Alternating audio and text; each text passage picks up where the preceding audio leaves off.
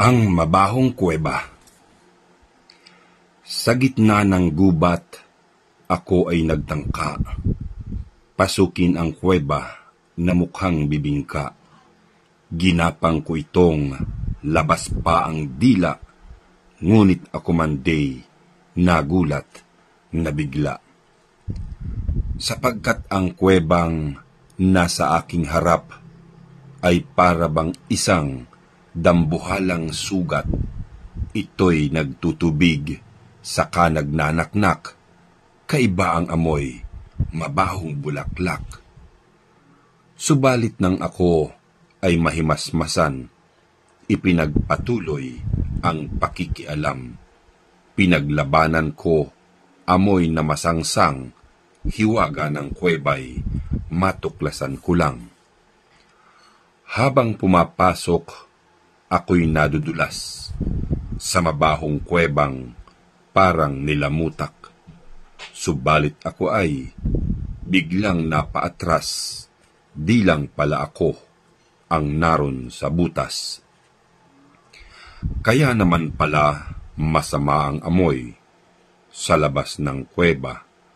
Ang siyang sumisimoy ay may nagmi-meeting at nagsising-along malalaking taong mga nakabarong.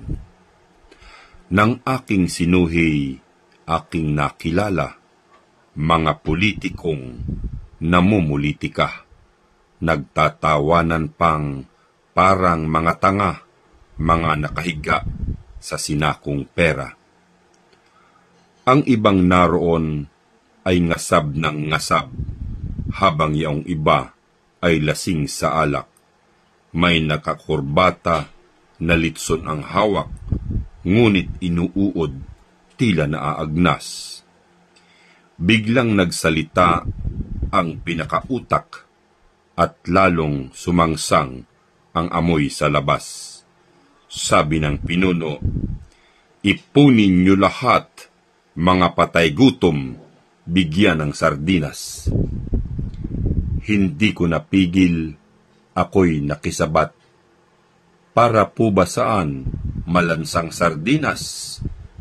Ito ay pantulong sa taong mahirap na patangatangat, pamulamulagat. Bakit sardinas lang? Ang sunod kong tanong.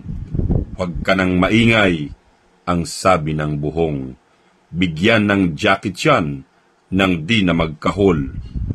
Tanging nabanggit ko'y may jacket sana all.